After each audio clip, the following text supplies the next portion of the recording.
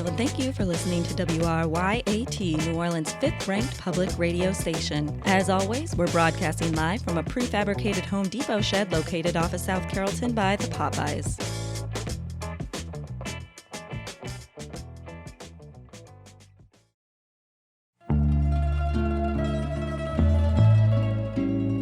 Hey, all you lovesick loonies out there, my name is Tommy Tulips, and I'm the Gangster Love. And yes, I'm the same Tommy Tulips that used to run the Beignets Boys organized crime syndicate in New Orleans. And I'm doing life here at Angora Prison. But my time in the joint has softened my heart, and I've learned a lot about dating and psychology. Well, it's because they only give you 2 books here, dating and psychology. So I want to try to give back and see if maybe I can reduce my sentence somewhat with the combination of my life experience as a mobster and my prison experience as a romantic prisoner.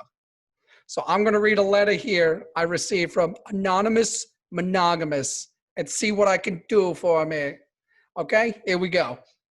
Dear Tommy, how can I find a partner online without being catfished? Struggling over here.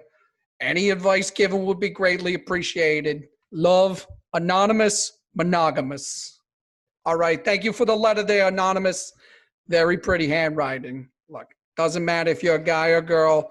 Just, I'm so freaking horny. Anyway, calm it down, Tommy. That's not the advice, okay? Look, we don't really have much access to computers here in the can, so there's only one, and I don't get my hour until June or so you know.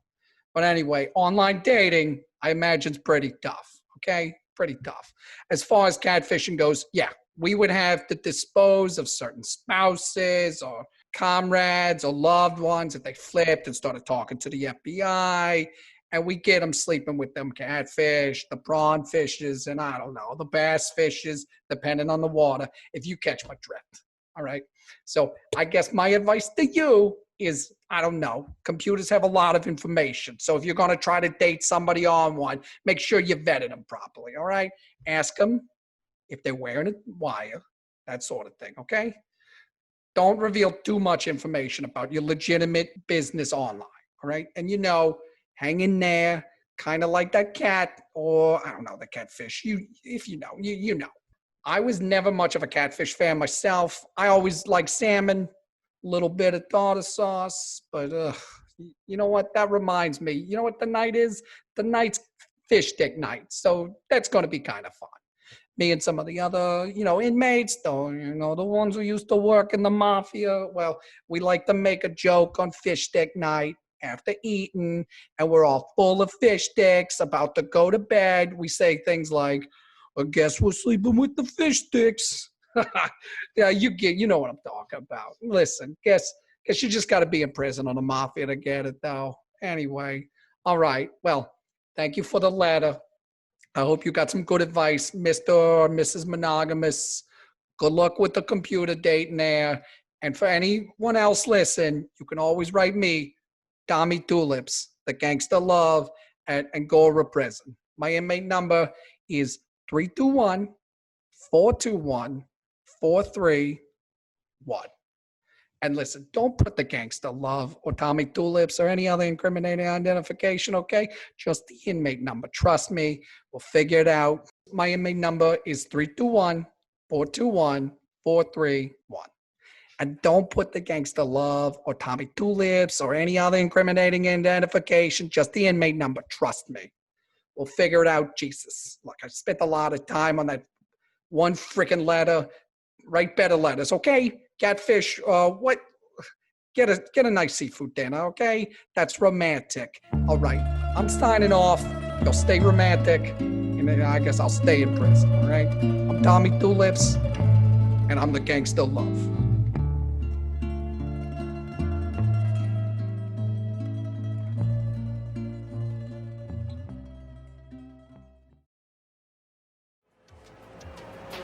I'm Chip Henry, owner of the crime-fighting supply superstore, Cop Shop, and this is the week's Business New Orleans Info Minute. Today, the topic is crime and how you can stay safe in the greater New Orleans area. First, whenever you go to the French Quarter at night, always make sure you stay where there's a crowd and where there's light. But if you have to park in an area where there are no people or light sources, carry a combo flashlight and mace spray device like the one we sell at Cop Shop for $29.95. Next, it can be fun to go out in public for second lines, parades, and festivals, but there's no telling when someone is going to start firing a gun to settle a dispute over drug dealing territory. You can't control whether or not this happens, but you can be prepared for when it does. That's why you should always wear a bulletproof vest and bulletproof chaps, which you can find at Cop Shop for $84.95. And if you're going to a fancier event like a wedding or debutante ball, you can get a bulletproof cummerbund at Cop Shop for $165.95. Finally, you should always stop at red lights. It's the law. But any New Orleans citizen can get carjacked at any time at any intersection. That's why you should always arm your car with a spring-loaded ejector seat, now on sale at Cop Shop for $2,595. Come to Cop Shop today, and we'll even up the ante by arming your car with a full safety package of a voice-activated electric shield, an inflatable Rottweiler, and a fully functional Ark of the Covenant for melting perpetrators' faces, all for $95,138.95. This has been the Business New Orleans Info Minute, and you've been listening to an explanation of how you're going to die a grisly, violent death unless you come to Cop Shop right off the service road on Causeway.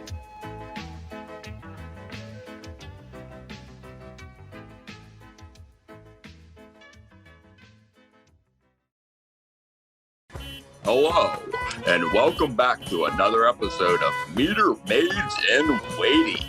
I am your host, Ed Destrin. Join us as we walk and talk to some unique meter maids who sail the street in their ticket fleet. In this episode, we will catch up with Miss Sharron Burgundy and Miss Karen Kellerick, two nice ladies who have written tickets for parking infringements for 20 years. We caught up with them on their daily citation. Hello, ladies. Ed Destrin here, wondering if I could ask y'all a few questions. This your van? Yes, it is. James was just about to pay the meter.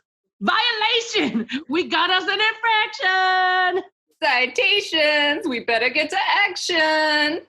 Oh, ladies have a heart. We're about to pay the meter. Let us review. Here is you. There is your van. There is the unpaid meter. Here we are. Here are our ticket books. Last step. Write tickets. Oh, okay. Is that necessary? I am standing right in front of you. Ladies, you saw us pull up. You see that James was trying to pay the meter.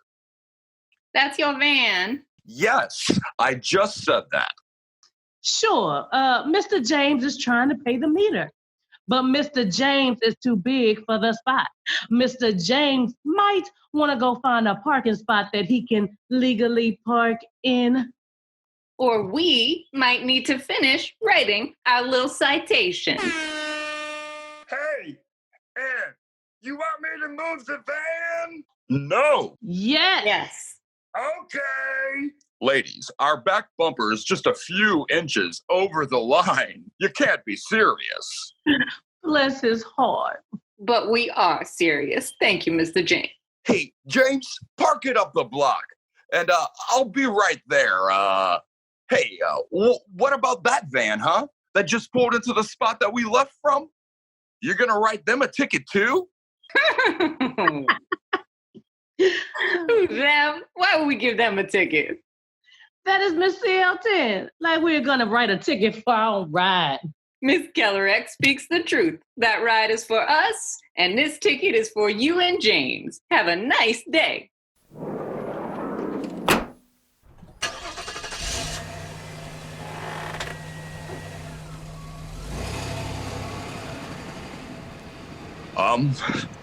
Thank you for tuning in. This has been another thrilling episode of Meter Maids in Waiting. I'm Ed Destrin, and this has been our time. Another fine. This happens every time, Jim. We now pause this programming for station identification and remind you that you are tuned in to WRYAT New Orleans Guerrilla Radio. Learn more about our programming online at WRYATradio.com and follow us on Instagram at WRYAT Radio. As always, you can listen to this and previous radio broadcasts on Spotify or anywhere else you download or stream podcasts. Thank you for tuning in to WRYAT New Orleans Guerrilla Radio. Hi, everybody. This is Rob Boss.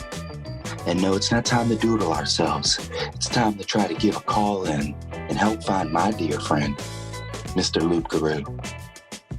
If you have any information, please give a call to the number that's going to be put out below. But before, I just want to say that Luke and I met at a wonderful festival. And we had many musical memories. And guess what? Sometimes we doodled ourselves together. So please bring my friend back if you have any information. Hello. We here at WRYAT are looking for our beloved DJ Luke Garou.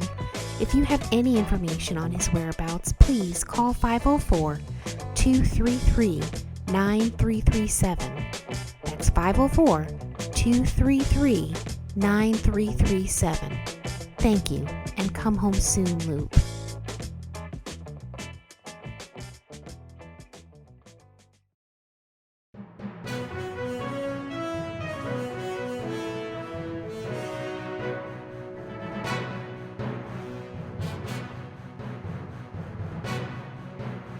Summer's almost here, and it's time for the new normal. The old normal lived in a retirement community and died from COVID-19. This is Y'all Things Considered. The price of a barrel of oil is at a new low due to an excess of supply. In these times, human tears are also currently in excess supply. However, the price per barrel varies depending on which camgirl or former altar boy they're coming from.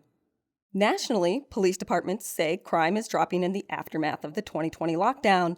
However, those numbers could be false and crime is actually on the rise, according to a preponderance of posters on the message board nextdoor.com. Examples given were Steve Cutler is not cutting his lawn often enough, and the Davidsons are just letting their damn dog just run around without a leash. No broad statistical trends are available, and I'm not leaving my house to get them. But the evidence is clear that Mr. Waggispack needs to put on pants before he goes to get the morning paper. Of course, recent events have also impacted local crime. Here with an investigative interview is our New Orleans crime beat reporter, Teek Pilates.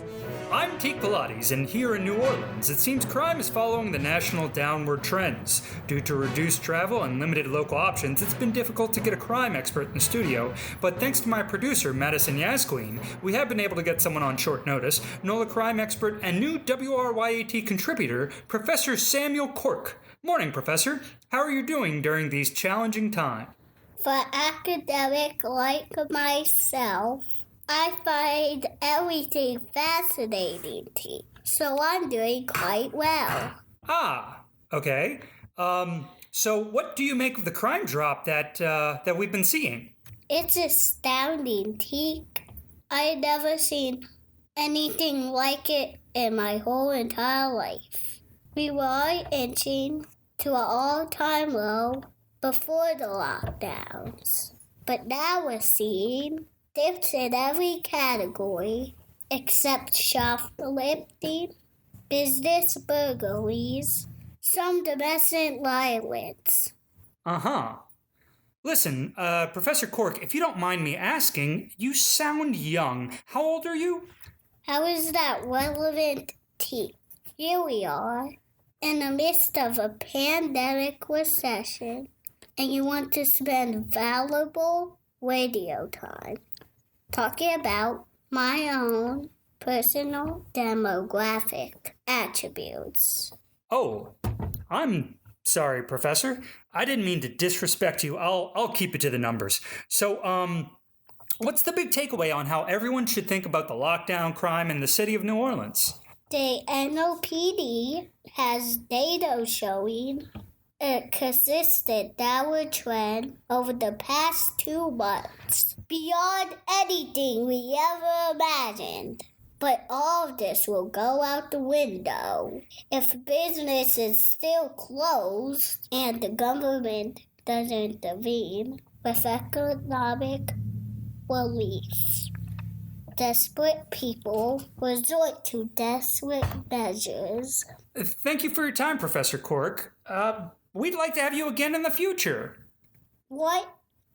Oh, my mom says to say thank you, and she says I earned an ice cream treat, so I'm going to eat that now. Bye. This concludes the interview. I'm Teek Pilates. Y'all Things Considered is sponsored by the Karen Project, a nonprofit with a goal of talking to all the managers. Y'all Things Considered is also sponsored by the Ghost of Del Champs, and the Ghost of K&B, and the Ghost of Whole Foods before Amazon started walking around in Whole Foods skin.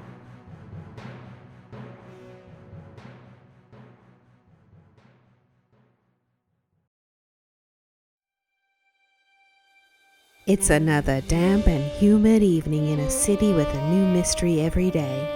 But tucked away in the janitor's broom closet of the NOPD headquarters, a light flickers where Float Cop, a no-nonsense, parentless parade department detective, is hard at work trying to find answers to New Orleans' most pressing questions. Mardi Gras was right around the corner. The city was abuzz with activity, and more activity, especially of the carnival variety, only meant more crimes for this city's only parade department detective to investigate. Keeping New Orleans relatively safe for locals was a full-time job. But as the list of unsolved crimes grew, the budget grew thinned, and my patience even thinner. Some things added up, like the number of bodies in the canals, but other cases eluded me. Recently, someone, or something, had taken a fancy to vandalism by copying the tag of local graffiti artist Resner. I had my hunch that it was a frame job, but I couldn't figure out why, what, or who. Come in. Sorry to interrupt. I'm looking for the parade department detective. I was caught off guard by the angelic figure that entered my office. Her hair was more red than the reddest dress at the run, and her skin was as silky as a magnolia flower in spring. She had more defined features than the missing statues, the kind of woman who would have been Storyville royalty. Are you Float Cop? Who? Float Cop, the no-nonsense New Orleans parade department detective. Yes, that's me. What can I help you with, Miss? Josephine Bro. Nice to meet you, Miss Bro. Name's Float Cop, but I suppose you already knew that. So what can I do for you today, Miss Joe Bro? Well, I was wondering if you could help me with a Mardi Gras mystery, but... Yes? Oh, it just seems so selfish and silly. Nonsense, Miss Bro. New Orleans is full of mysteries, and more are added all the time. If they affect one of its citizens, they affect all of us. Besides, what's silly in a city that's 10 feet below sea level and celebrates Halloween year-round? All right. Well, I was wondering if you'd be able to help me find a ticket to Mom's Ball. My heart sank. The Mystic Crew of Orphans and Misfits Ball had been a local underground favorite since it began in the early 70s. What started as a simple costume party escalated to one of the most sought-after events during the carnival season. It's the coolest party in town. A night of debauchery and illusion with a private judicial and prison system to boot. A wet dream for a private eye who craves a good mystery. My parents would always attend the event when they were still with us. My father loved it especially, even going as far as telling me I was conceived there. But people just can't buy tickets to this ball like other Mardi Gras events. To get tickets, you have to know someone. And even though I've met a lot of someones working in the streets, finding an end to Mom's Ball is never a simple task. Not a problem, Miss Bro. Anything for a lovely lady in distress. Well, I'm not really in distress. I was just interested in going and heard that finding a ticket would be hard. But I'm glad you think I'm lovely. Oh my. Absolutely, Miss Bro. You can call me Josephine. Oh, of course, Miss Josephine. No mystery is too tough for Float Cop, and yours is going to the top of my list. We'll get you into Mom's Ball before you know it. Oh, well, thank you, Mr. Cop. Please, my father, God rest his soul, was Mr. Cop. You can just call me Float Cop. Oh, I'm sorry to hear that, but thanks again, Float Cop. I was smitten when she walked in, but completely forgot who I was by the time she walked out. My mind was as scattered as a Bourbon Street bachelorette party, but I saw our futures together more clearly than a gypsy in Jackson Square. Resources be damned because failure was not an option. Josephine would be going to Mom's ball this year, I was sure of it. But how? If there was anyone I knew with more connections in this city than myself, it was the chief. I hated asking for favors, but thanks to Miss Bro, I was just desperate enough to pay him a visit. Hey, Chief. Hey there, FC. Haven't seen you in a while. Well, Mardi Gras typically is my department's busiest time of year. It is. For us all. Any lead on that Resner copycat thing you were talking about last week, huh? Nothing yet, but I have my hunches. Oh, well, what can I do for you then, huh? I came to ask you a favor, Chief. Yeah, I hope it's nothing too demanding. I mean, resources are a bit tight at the moment, huh? Could I have your tickets to Mom's ball this year? Oh, geez, Float Cop. I was thinking about taking my wife this year, huh? Well, how about I solve a mystery for you in return? Oh, well, yeah, okay. What did you have in mind? I bet you those tickets, I can tell you where you got your shoes. Real funny, FC. We all know how this... You got them at the Foot Revolution in the Outlet Mall on Veterans near Causeway in Metairie. What? It was in 2017. It was a Tuesday. How did you know that? Learned it from an old panhandling friend when I asked him the same question several years ago. So about those tickets to the ball? Sure. Here, just don't ever do that spooky shit again, okay? Thanks, Chief. I owe you. Yeah, don't mention it. 2 mysteries solved at the same time. Who knew knowing where the chief got his shoes would be the ticket, no pun intended, to helping Miss Bro get into Mom's ball? I couldn't wait to deliver the news. Hello? Yes, Miss Bro, this is Float Cop. Oh, Float Cop. I didn't expect to hear from you so soon. Well, thanks to several years of sleuthing experience, I'm quicker than most men when it comes to answering the call for such a beautiful lady. Float Cop, you're making me blush. My apologies. Anyway, Miss Bro, I have 2 tickets to Mom's ball waiting for you here at my office. Oh, wonderful. But I told you that you can call me Josephine. And did you say 2? I only needed 1 ticket. I knew she only needed 1 ticket, but I also knew what I needed. Well, Josephine, would you be interested in going to the ball with me? Oh, it would be my honor, Mr. Float Cop. You can just call me Float Cop.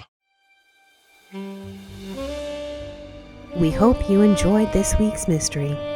Tune in next time for another thrilling tale from your favorite New Orleans Police Parade Department detective, Float Cop.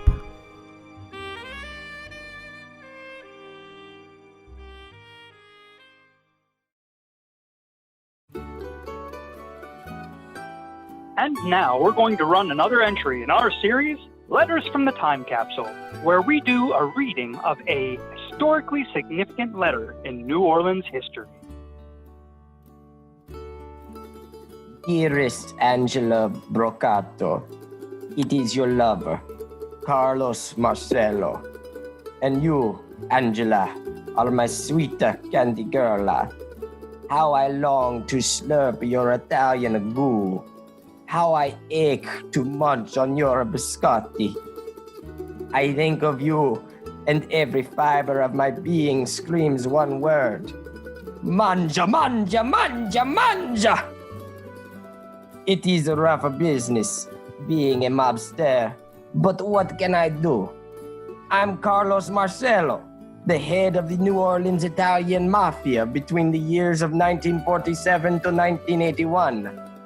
So many capos and so many cops rely on me to feed their families. But Angela, I rely on you to feed my soul. I make me the men, and you make me a full man. Oh, Angela, I get so bored of breaking gamblers' thumbs. I get so pooped from murdering lawyers and reporters with car bombs. And if I have to hold another accountant out of a skyscraper window, I'm going to Strunz Pasta Vazur. I swear, Marona Mia, if it wasn't for you, I don't think I ever could have whacked President Kennedy and framed the communist turncoats. But love makes all things possible. Molte grazie, mi amor. And I do love you, Angela. with you in my life, I don't want anyone to sleep with the fishes. Because with you, I want to make love to the fishes. In a metaphorical sense that explains how I only eat seafood during the Pope's Lenten Fridays. Let me be clear, Angela. I want all of it to myself. I want to grind on your macaroons. I want to tongue punch your cannoli. I want to lap up your Italian wedding cookie. I want your cream horn in my body. I want to gum your gelato, tear apart your eclair, and gobble up your mezza cream goomba gabagina. And I don't care who knows it. That includes Bobby Kennedy and his Justice Department, who are surely reading this letter before you get a copy of it. Please, Angela, make me a happy man and tell me the words I long to hear. Write me back and confess to me your store's hours of operation, and let me know if I can pick up some biscotti and some cannoli on Thursday at 2 p.m. Central Standard Time.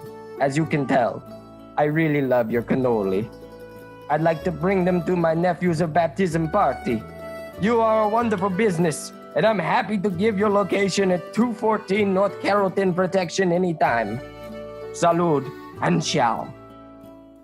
Thanks for listening to Letters from the Time Capsule. Please join us next time when we air a 1945 letter from Louis Armstrong to his marijuana dealer asking for 45 ounces of premium indica kush.